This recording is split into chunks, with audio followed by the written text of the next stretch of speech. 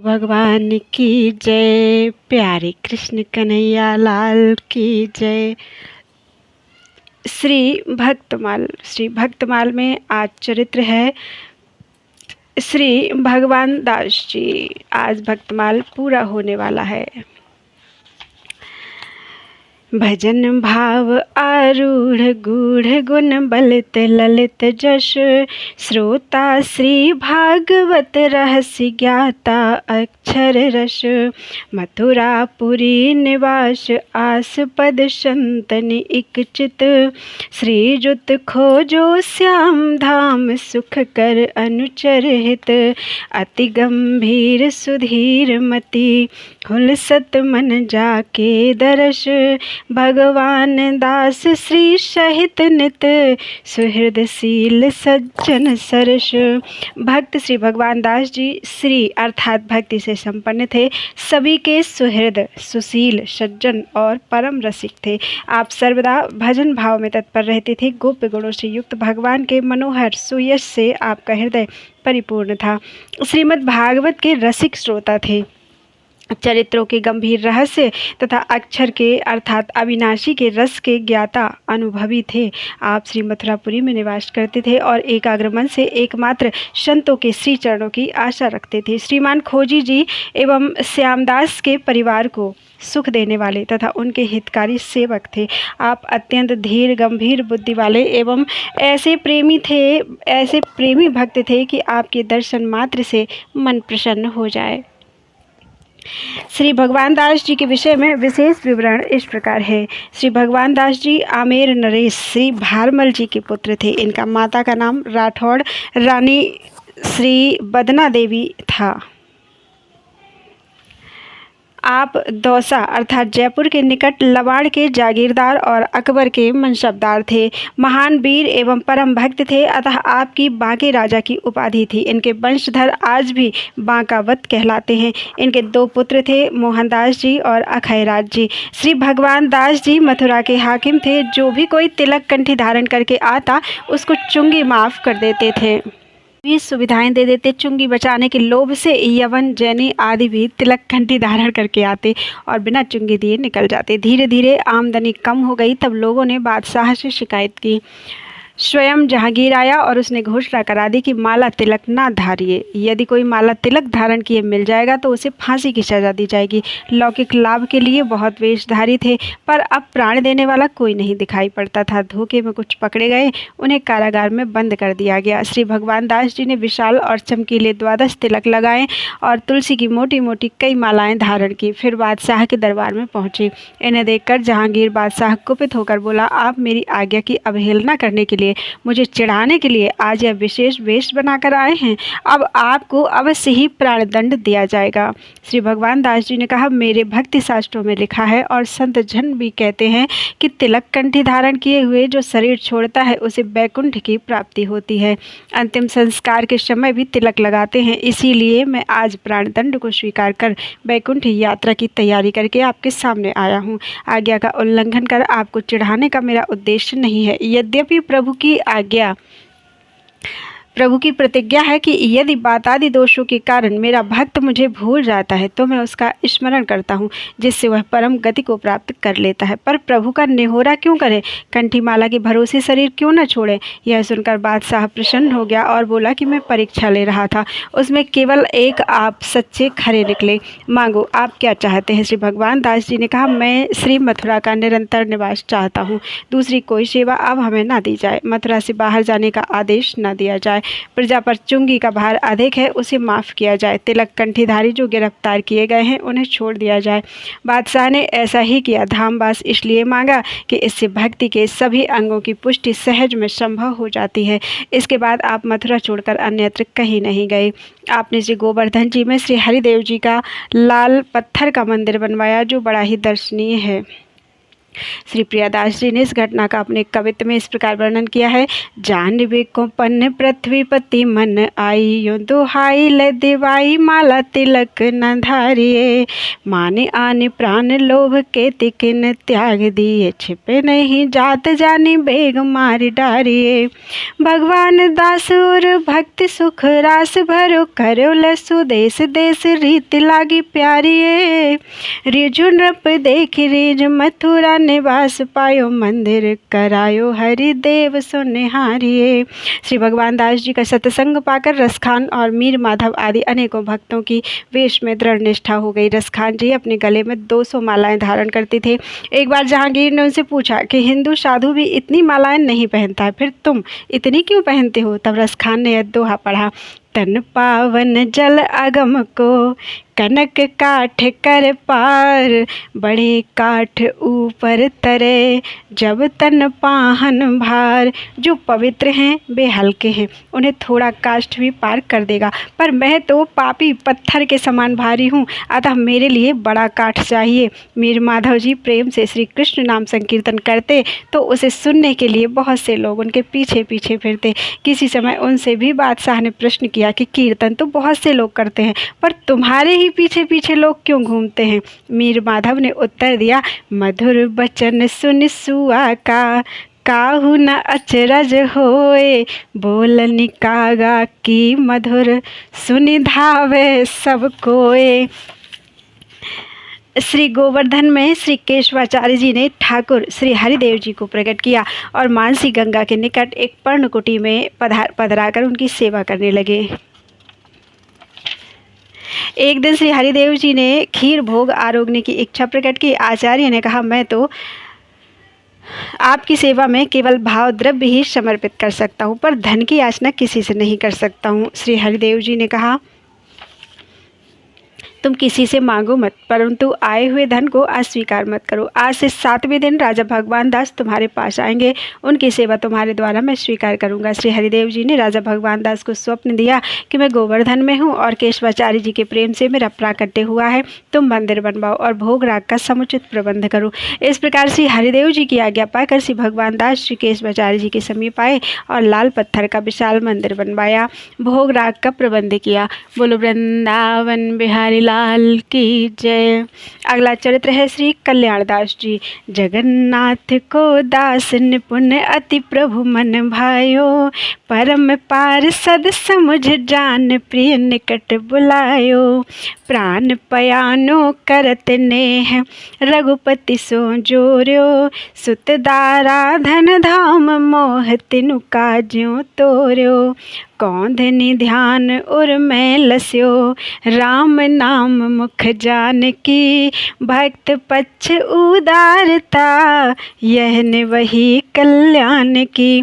भक्तों का पक्ष लेना तथा उदारता पूर्वक सबसे व्यवहार करना, इन दोनों बातों को श्री कल्याण दास जी ने जीवन भर निभाया। ये श्री जगन्नाथ जी के सेवक थे और सेवा करने में बड़े चतुर थे, अतः भगवान को बहुत ही अच्छे लगते थे। भगवान ने इन्हें अपना नित्य प्रिय पार्षद मानकर अपने पास बुला लिया। इन्होंने प्राण त्यागते समय स्त्री पुत्र धन धाम के महामोह को तृण के समान तोड़कर केवल भगवान श्री रामचंद्र जी से स्नेह जोड़ा और हृदय में श्री राम जी की कौंधनी अर्थात करधनी का ध्यान तथा मुख से श्री सीताराम जी के नाम का उच्चारण करते हुए सद्गति प्राप्त की। श्री कल्याण दास जी के विषय में विशेष विवरण इस प्रकार है। श्री कल्याण जी संत सेवी सदगृहस्थ थे। आप ब्राह्मण कुल में उत्पन्न हुए थे और श्री राघवेंद्र सरकार आपके इष्ट देव थे। आपके पवित्र हृदय में श्री सीताराम जी का निवास था। संतों को आप भगवान का साक्षात प्रतिनिधि मानते थे। एक बार आपके यहाँ कन्या का विवाह था। जाति बिरादरी के साथ साथ संतों को भी आपने आमंत्रित कर रखा था। जब भोजन का समय हुआ तो आपने संतों की पंगत पहले करा दी। इससे अन्य ब्राह्मण लोग बड़े असंतुष्ट हुए और आपको बुरा भला कहने लगे। उन लोगों का कहना था कि इन साधुओं की जाति पाति का कोई पता नहीं है, आपने इन्हें कैसे पहले खिला दिया। इस पर आपने सबको समझाते हुए कहा कि संतों का अच्युत गोत्र होता है और ये विश्व का कल्याण करने वाले होते हैं। संत धराधाम पर साक्षात भगवान श्री हरि के प्रतिनिधि होते हैं, अतः उनके पहले प्रसाद ग्रहण कर लेने से आप सबको असंतुष्ट नहीं होना चाहिए। इस प्रकार की इनकी संत निष्ठा देखकर अन्य ब्राह्मण भी प्रसन्न और संतुष्ट हो गए। आपके यहाँ संत सेवा चल रही है सुनकर और भी बहुत से आमंत्रित संत भी आपके यहाँ आ पहुँचे। यह देखकर बिरादरी के लोग कहने लगे कि अभी आपके घराती और बाराती बाकी ही हैं। अगर आप इन आमंत्रित संतों को भोजन करा देंगे तो उनके लिए क्या बचेगा। इस पर आपने कहा, चिंता करने की कोई बात नहीं है, संतों को खिलाने से कम नहीं पड़ता, सारी पूर्ति राम जी करेंगे। यह कहकर आपने जब संतों को भोजन करा दिया, फिर जब घरातियों बारातियों को खिलाने की बात आई तो आपने पंगत में सबको बैठवा दिया और परोसने वालों से परोसने को कहा। प्रभु कृपा से सभी ने पूर्ण तृप्ति का अनुभव किया और भोजन में किसी प्रकार की भी न्यूनता नहीं आई। संत कृपा का ऐसा चमत्कार देखकर सब लोग धन्य धन्य कह उठे। एक बार की बात है, श्री कल्याण जी अपने भाई के साथ उत्सव दर्शनार्थ श्री धाम वृंदावन को जा रहे थे। मार्ग में आपने देखा कि एक दुष्ट धनी शराबगी एक दिन वैष्णव को कुछ पैसों के लिए डांट फटकार रहा है, दुख दे रहा है। यह देखकर आपको बहुत दुख हुआ। आपने न केवल उन वैष्णव महाभाग का सारा कर्जा उतारकर उस दुष्ट शराबगी से मुक्ति दिला दी, बल्कि उन्हें पर्याप्त धन धान्य देकर सुखी भी कर दिया। ऐसे उदार मना थे श्री कल्याण जी। बोलो वृंदावन बिहारी लाल की जय। अगला चरित्र है श्री संतदास जी तथा श्री माधवदास जी। संतदास सदवृत्ति जगत छोई करि डार्यो, महिमा महाप्रवीण भक्ति वित धर्म विचार्यो। बहुर्यो माधवदास भजन बल पर चौदीनो, कर जोगिन सो बाद बसन पावक प्रतिलीनो। परम धर्म विस्तार हित प्रगट भय नाहिन तथा, शोदर शोभु राम के सुनो संत तिनकी कथा। हे भगवत जनों, श्री स्वभु राम देवाचार्य जी के इस दोनों सहोदर भाइयों की कथा का श्रवण कीजिए। सदाचार एवं सात्विक वृत्ति से निर्वाह करने वाले श्री संतदास अर्थात संत राम जी ने इस जगत को नीरस एवं निस्सार वस्तु जान मानकर उसे त्याग दिया। आप महामहिमा वाले तथा प्रवीण अर्थात सत्य असत्य का निर्णय करने में चतुर थे, भक्ति तत्व के ज्ञाता थे, अतः सोच विचार करके उसे अपनाया। दूसरे भाई श्री माधवदास जी ने भजन के प्रताप से चमत्कार दिखाया और अभक्त योगियों से वाद विवाद करके अपने वस्त्र जलती अग्नि में डालकर ज्यों के त्यों वापस कर लिए। परम धर्ममयी श्री हरि भक्ति के प्रचार प्रसार के लिए ही ये दोनों भाई प्रकट हुए। इन्होंने जैसा कार्य किया वैसा दूसरा कोई नहीं कर सकता है। श्री माधवदास जी और श्री संतदास जी के विषय में विशेष विवरण इस प्रकार है। श्री माधवदास जी और श्री संतदास जी दोनों सगे भाई थे। श्री स्वभूराम देवाचार्य जी के आशीर्वाद से इन दोनों का जन्म हुआ था। एक बार श्री माधवदास जी ने नाथपंथी एक योगी के शिष्य एक राजा को दीक्षा देकर वैष्णव बना दिया। इससे वह कनफटा योगी बहुत नाराज हुआ और बोला कि तुमने ऐसा क्यों किया। आपने कहा, ब्रह्मस्यो और इंद्रादि से पूजित होने के कारण विष्णु भगवान श्रेष्ठ हैं। उनके चरणों से गंगा की उत्पत्ति हुई जो त्रिलोक तारिणी अघहारिणी है। अतः किसी भी देवी देव के उपासक को विष्णु भक्ति का उपदेश देना उचित है, इससे भी देवगण अप्रसन्न नहीं होते। इस संबंध में जोगी ने श्री माधवदास जी से बहुत वाद विवाद किया पर इनसे नहीं जीता। तब बोला कि हम अपने कानों की मुद्राएं और सिंगी को अग्नि में डालते हैं, तुम अपनी कंठी माला को डालो। जिसकी वस्तुएं जल जाएं वह हारा और जिसकी ना जले वह जीता माना जाएगा। श्री माधवदास जी ने कहा, तुलसी माला को हम अग्नि में नहीं डाल सकते हैं, हम अपना वस्त्र डालेंगे। अग्नि में डालने पर जोगी की मुद्राएं और सिंगी जल गई, परंतु इनका अंचला नहीं जला। हार कर उसने चरण पकड़े, क्षमा प्रार्थना करके अनुयायी बना। उस योगी में अग्नि स्तंभन सिद्धि थी, कई स्थानों में उसका प्रदर्शन कर चुका था, अतः उसे अहंकार था। भक्ति के सामने माइक सिद्धियां व्यर्थ हो जाती हैं, इसलिए वह हार गया। उस दिन हरियाणा में नाथों का प्रभाव था, वे वैष्णव संतों को टिकने नहीं देते थे। एक बार कई लोगों ने अपनी भजन कुटी में चारों ओर से आग लगा दी पर कुटी नहीं जली। भक्ति के ऐसे प्रभाव को देखकर बहुत से लोग आपके शिष्य बन गए। एक बार श्री संत दास जी के मन में उत्कट वैराग्य उत्पन्न हुआ और ये जंगल में जा विराजे। संसारियों से आप कुछ भी प्राप्त करने की आशा नहीं करते थे। बहुत से ग्रामीण लोगों ने आपसे जाकर कहा कि आप चलकर गांव में रहिए, वहां आपके भोजन आदि का यथोचित प्रबंध हो जाएगा। यहाँ जंगल में कुछ भी प्रबंध नहीं हो सकता। श्री संतदास जी ने कहा, मुझे तो श्री गोविंद जी की आशा है, आप लोग मेरी चिंता ना करें। यह सुनकर गाँव के लोग निराश होकर चले गए। आप वहीं भजन में मगन रहे। भगवान ने नगर के हाकिम को आदेश दिया कि मेरा भक्त वन में बैठा है, उसकी सेवा करो। उस हाकिम ने बहुत से मिष्ठान पकवान लाकर आपको भोजन कराया, समीप में चौकीदारों को नियुक्त किया। इसके बाद आपकी महिमा बढ़ी, अनेक लोग दर्शन करने और उपदेश लेने आने लगे। इस प्रकार आप दोनों भाइयों ने परम धर्म का विस्तार किया। बोल वृंदावन बिहारी लाल की जय। अगला चरित्र है श्री कन्हरदास जी। कृष्ण भक्ति को थंभ ब्रह्म कुल परम उजागर, क्षमाशील गंभीर सर्व लक्षण को आगर, सर्वसु हरिजन जान हृदय अनुराग प्रकाशे, असन बसन सन्मान करत अनुराग करत अति उज्ज्वल आसे, शोभु राम प्रसाद ते कृपा दृष्टि सब पर बसी, बूढ़िए विदित कन्हर कृपाल आत्मा राम आगम दर्शी। श्री कन्हरदास जी बूढ़िया ग्राम के निवासी, आत्मा में रमण करने वाले, परम दयालु, शास्त्रों के तथा भविष्य के दृष्टा थे। आप श्री कृष्ण भक्ति के आधारभूत खंबे के तुल्य थे तथा ब्राह्मण वंश में प्रकट अति प्रसिद्ध, क्षमाशील, गंभीर एवं सभी शुभ गुणों से संपन्न थे। भक्तों को अपना सब कुछ जानकर उनके प्रति बड़ा अनुराग करते थे। भोजन, वस्त्र आदि से सेवा तथा उनका बहुत सम्मान करते थे। आपका उद्देश्य बड़ा पवित्र था। गुरुदेव श्री स्वभूराम जी की कृपा का बल पाकर आपने सभी जीवों के ऊपर कृपा की वर्षा की। श्री कन्हरदास जी के विषय में विशेष विवरण इस प्रकार है। श्री कन्हरदास जी पंजाब प्रांत के बूढ़िया ग्राम के निवासी थे। आप भविष्य दृष्टा संत थे। भविष्य में घटित होने वाली घटनाओं की जानकारी आपको पहले ही हो जाती थी और आप उन्हें अपने शिष्यों को बता देते थे। एक बार आपके यहाँ रसोई बन रही थी। अचानक आपने भंडारी को आज्ञा दी कि 20 संतों के लिए सामग्री और बढ़ा दो। भंडारी और रसोइये ने आज्ञा का पालन किया और सचमुच पंगत के समय 20 मूर्तियाँ आ गई। इसी प्रकार आप प्रायः अपने यहाँ और अपने सेवकों के यहाँ आने वाले संतों की संख्या बता देते और उनकी बताई संख्या सदैव सत्य होती। बोलो वृंदावन बिहारी लाल की जय। अगला चरित्र है श्री गोविंद दास जी भक्तमाली।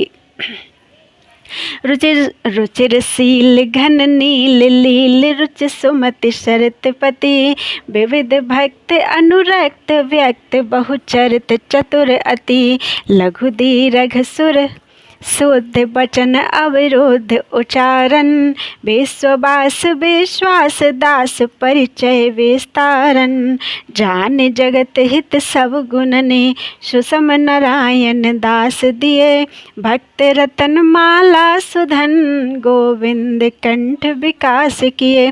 भक्त रत्नमाला अर्थात भक्तमाल रूपी उत्तम धन श्री गोविंद दास जी के कंठ में सुशोभित होकर वृद्धि को प्राप्त हुआ। इन्हें अनेक भक्तों के दिव्य चरित्र कंठस्थ थे। अत्यंत सुंदर शील स्वभाव वाले तथा मेघ के समान नील वर्ण वाले भगवान श्री रामचंद्र जी के चरित्रों में आपकी सहज ही रुचि थी। शुद्धि बुद्धि के तो आप समुद्र ही थे। आप सभी प्रकार के भक्तों में आपका परम अनुराग था और उन सब के चरित्रों का वर्णन करने में आप अत्यंत चतुर थे तथा श्री भक्तमाल को पढ़ते या गाते समय ह्रस्व दीर्घ स्वरों का यथावत उच्चारण करते थे। चरित्रों का वर्णन करने में वाक्य एवं शब्दों की इस प्रकार योजना करते थे कि उसमें विरोध ना हो, अर्थ की संगति में बाधा ना हो। आप संपूर्ण विश्व में निवास करने वाले भगवान एवं उनके भक्तों में दृढ़ विश्वास रखते थे और भक्तों के चमत्कारों का विस्तार पूर्वक वर्णन करते थे।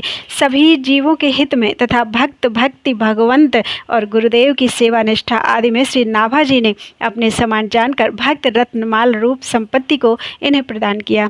अतः ये भक्तमाल के श्रेष्ठ प्रवक्ता प्रथम भक्तमाली हुए। बोलो वृंदावन बिहारी लाल की जय। अगला चरित्र है श्री जगत सिंह जी।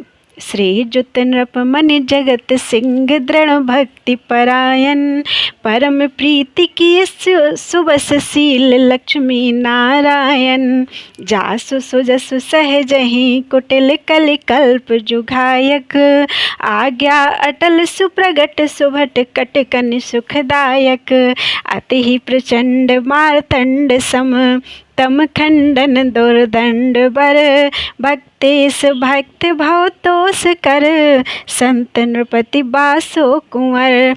भक्तों के स्वामी जो भगवान हैं, उनके महान भक्त श्री शिव को संतुष्ट करने वाले भक्तराज श्री जगत सिंह जी बासदोई के सुपुत्र थे। आप राजाओं में श्रेष्ठ, भक्ति में दृढ़ निष्ठा वाले भक्त थे। आपने अपनी सच्ची प्रीति तथा विनम्र स्वभाव से श्री लक्ष्मी नारायण भगवान को अपने वश में कर लिया था। आपका श्रेयस कलयुग के दोष पापों को नष्ट करने वाला है। आपकी आज्ञा अटल थी, उसका उल्लंघन उल्लंघन करने का साहस किसी भी योद्धा या दुष्ट में नहीं होता था। समरभूमि में आपके पराक्रम को देखकर वीरों की सेनाएं प्रसन्न हो जाती थी और दूने उत्साह से युद्ध करने लगती थी। आपके भुजदंड प्रचंड सूर्य के तुल्य थे, उससे भयरूप अंधकार का सर्वथा नाश हो जाता था।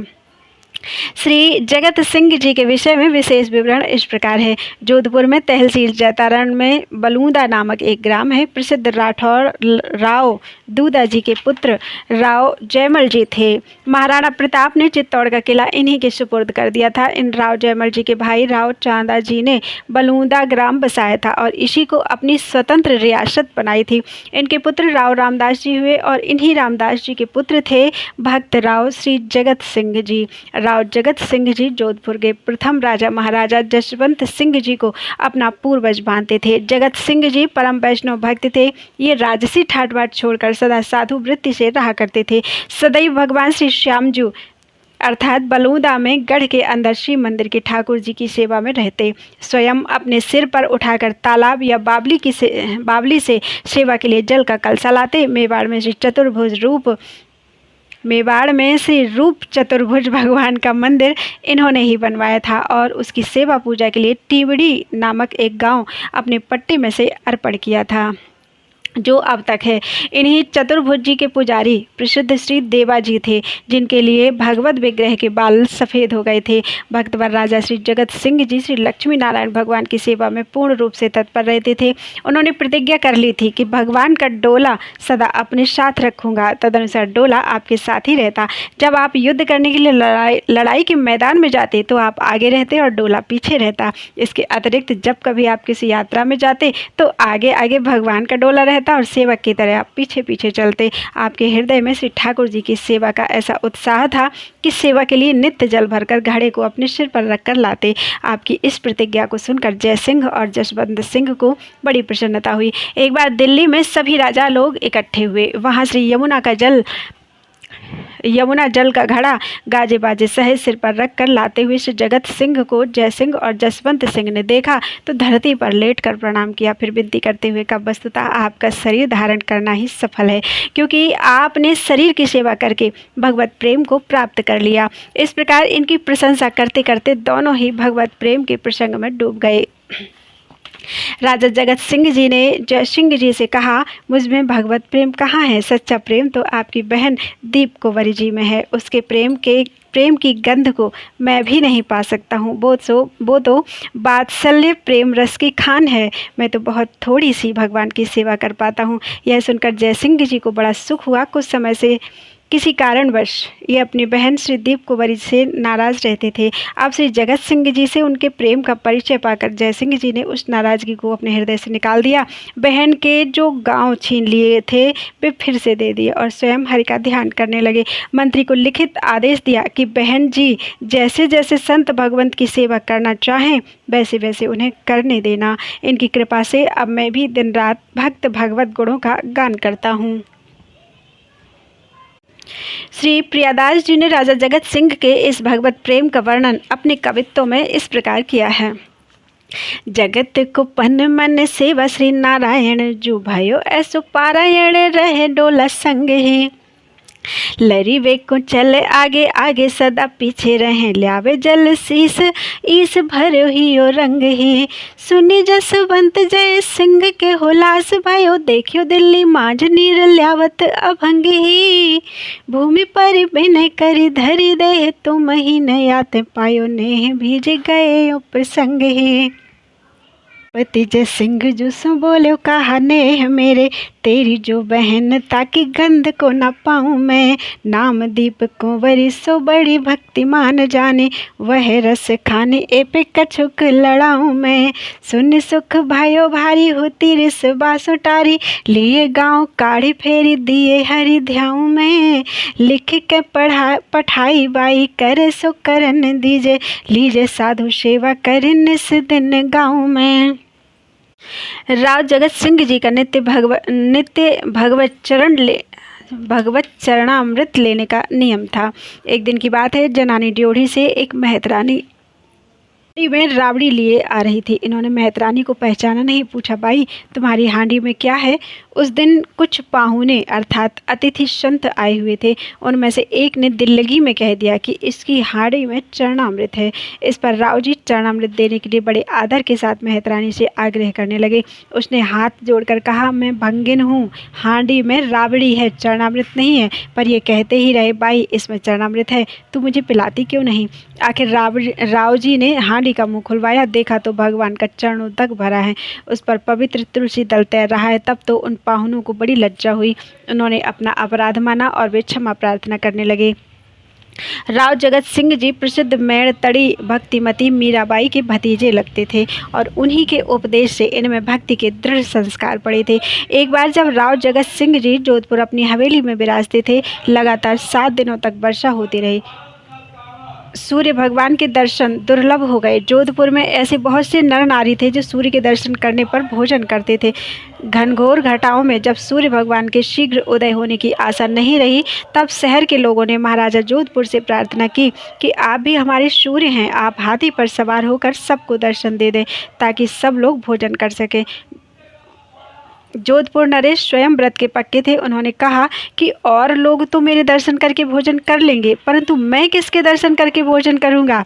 अंत में उन्होंने निश्चय किया कि मैं भक्तराज राव जगत सिंह जी के दर्शन करूंगा। जोधपुर नरेश हाथी पर सवार होकर नगर में निकले। उधर जब राव साहब को पता लगा तब उन्हें संकोच हुआ। वे उस समय भगवान श्री श्याम जी की सेवा में थे। उन्होंने कातर प्रार्थना की और महाराज जोधपुर की सवारी बाजार तक आते आते बादलों को चीरकर भगवान भास्कर प्रकट हो गए। सबने सूर्य दर्शन करके अपने को कृतार्थ माना।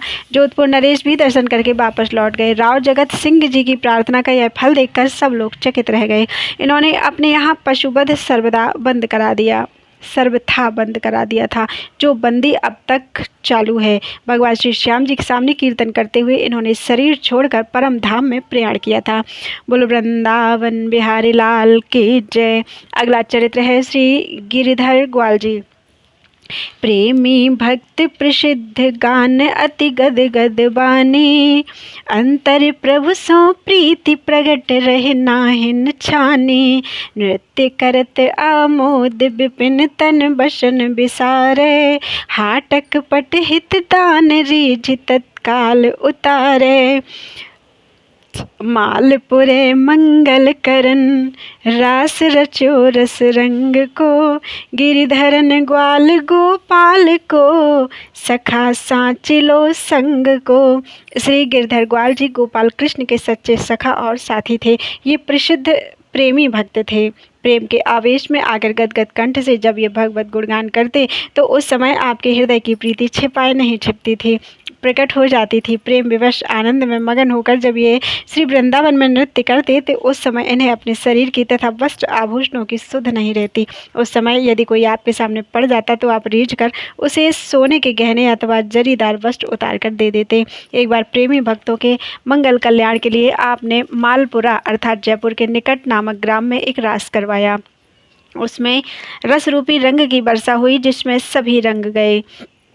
श्री गिरधर ग्वाल जी के विषय में विशेष विवरण इस प्रकार है। श्री गिरधर जी जाति से ब्राह्मण थे, गोपाल के भक्त थे। गोधन ही इनका मुख्य धन था। गोधन की समृद्धि से इनके घर में रिद्धि सिद्धि और संपत्ति अटूट थी। गोचारण में स्वाभाविक स्नेह था, अतः ग्वाल इनकी उपाधि थी। गोचारण के लिए वन में जाते, वहाँ कीर्तन में श्री गोपाल कृष्ण का सानिध्य प्राप्त करके नृत्य करते। प्रेमी भक्त होने के साथ साथ आप नामी मल्ल भी थे। आप पूर्व जन्म में द्वापर युग में कृष्ण बलराम के सखा थे और उनके साथ गोचारण किया करते थे। साथ ही कृष्ण बलराम से कुश्ती भी लड़ते थे, अतः इस जन्म में भी आप में वह संस्कार और कौशल बना हुआ था। एक बार दिल्ली के बादशाह ने आपको बुलाकर कहा, मैंने सुना है आप मल्ल विद्या में बड़े प्रवीण हैं, अतः मेरे दिग्विजयी मल्लों के साथ कुश्ती लड़कर अपनी कला दिखलाओ। आपने अस्वीकार किया। जैसे जैसे आपने लड़ने से इनकार किया वैसे वैसे बादशाह एवं अन्य लोगों का आग्रह बढ़ा। अंत में आपने कहा कि आपका दरबारी पहलवान जो सबसे बड़ा हो वह पहले मेरी गर्दन पर रगड़ा मारे, उसके बाद मैं उसकी गर्दन पर रगड़ा मारूं। इसी में बल और कला का पता पड़ जाएगा।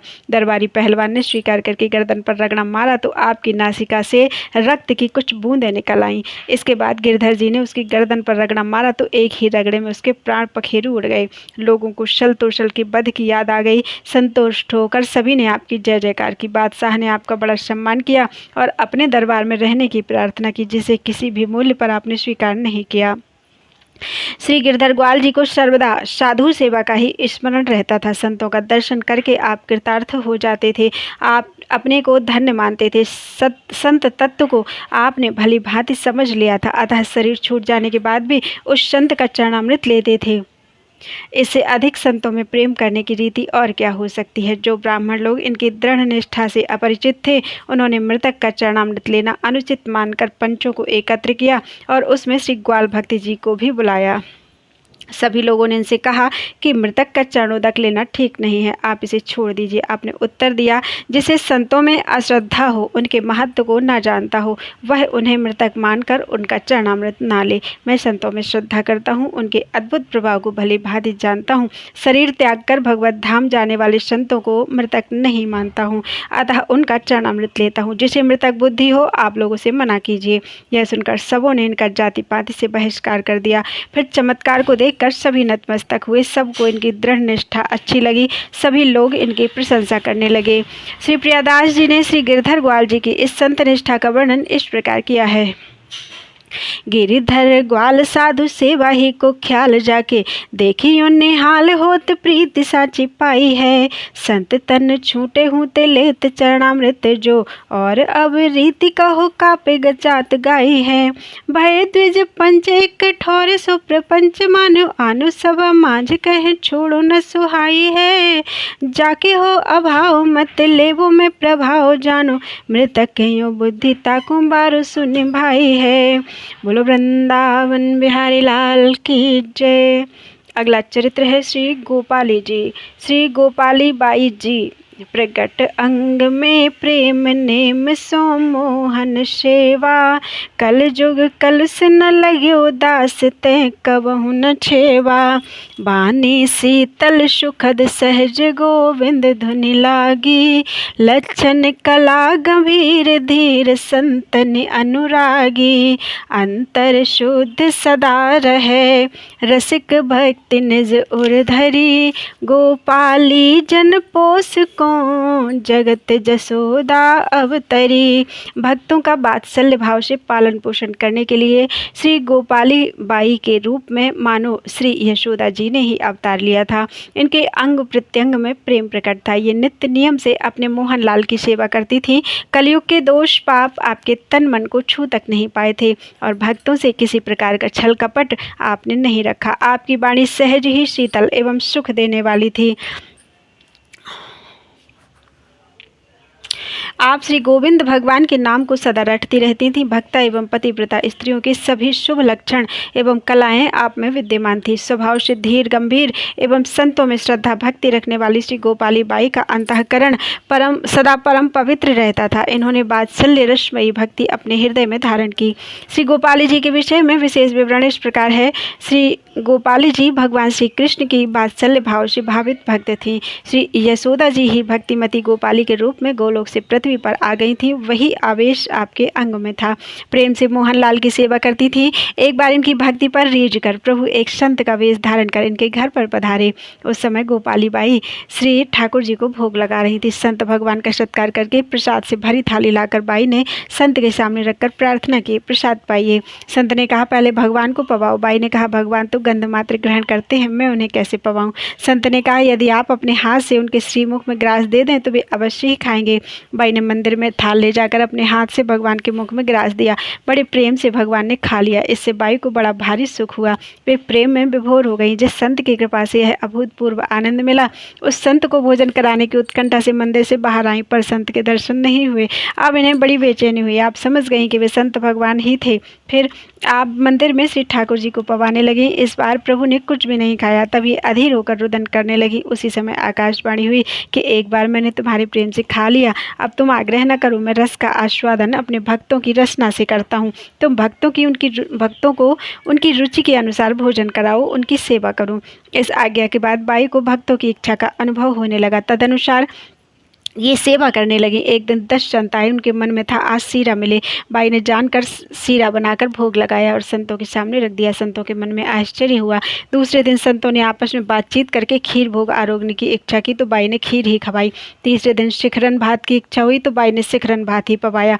आश्चर्यचकित होकर संतों ने पूछा, तो आपने बताया कि मुझे संत भगवंत का आशीर्वाद मिल गया है, अतः उसका ज्ञान हो गया है। फिर कभी 2 संत पधारे, उन्होंने इच्छा की कि हमारे वस्त्र फट गए हैं तो गोपाली बाई के यहाँ पहुँच उन्हें नए वस्त्र ले लेंगे उनसे।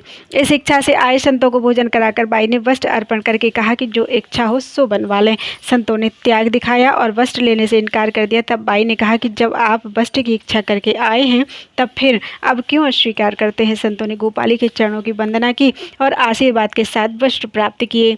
इस प्रकार इनका सुयश संतों में फैल गया। बोलो वृंदावन बिहारी लाल की जय। अगला चरित्र है श्री रामदास जी। शीतल परम सुशील बचन कोमल मुख निकसे, भक्त उदित रवि देखी हृदय बारिज जिम बिकसे।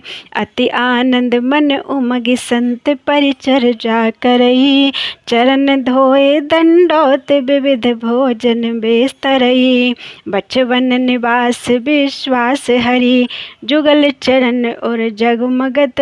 श्री राम दास रस रीति सो, भली भांति सेवत भगत।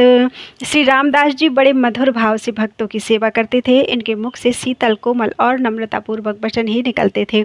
सूर्योदय होते ही जैसे कमल विकसित हो जाते हैं, उसी प्रकार भक्त को देखकर आपका हृदय खिल उठता था। मन में अपार उत्साह रखकर बड़ी रुचि के साथ संतों की विविध प्रकार से सेवा शुश्रूषा करते थे। आते ही संतों के श्री चरणों को धोकर चरणों तक लेते, उन्हें साष्टांग दंडवत करते। तत्पश्चात अनेक प्रकार के उत्तम से उत्तम भोजन प्रसाद पवाते। बचपन में आपका निवास स्थान था, भगवान में आपका अटल विश्वास था और उन्हीं के युगल श्री चरण कमल आपके हृदय भवन में जगमगाते रहते थे। श्री रामदास जी के विषय में विशेष विवरण इस प्रकार है। किसी संत ने श्री रामदास जी की भक्ति भाव की प्रशंसा सुनी तो वे इनकी भक्ति निष्ठा को देखने के लिए इनके आश्रम पर आए। संयोग बस ये वहीं बैठे थे। वे संत इन्हीं से पूछने लगे कि श्री रामदास जी कौन हैं। संत को आया देखकर श्री रामदास जी जल्दी से उठे और उन्होंने संत के चरण धोकर चरणामृत लिया। इसके बाद साष्टांग दंडवत करके बोले, आप विराजो, रामदास अभी आता है। आगंतुक संत ने कहा, पहले हमें यह बतलाइए कि रामदास जी कहाँ हैं। उनसे मिलने की मुझे तीव्र लालसा है और यहाँ आने का हमारा यही मुख्य प्रयोजन है। उनसे मिलकर हमें शीघ्र ही चले जाना है। श्री रामदास जी ने उत्तर दिया, पहले आप चलकर प्रसाद लीजिए, फिर रामदास आ जाएगा। संत ने कहा, नहीं, पहले रामदास जी को बुलाकर उनका दर्शन करा दीजिए, उसके बाद ही मैं प्रसाद पाऊंगा। इस प्रकार उनका आग्रह देकर श्री रामदास जी ने कहा, आप संतों का सेवक रामदास यही है, यह आपका ही आश्रम है। कृपा करके आप अपने आश्रम में पधारिए और प्रसाद पाइए। यह सुनते ही वे संत श्री रामदास जी के चरणों में गिर पड़े।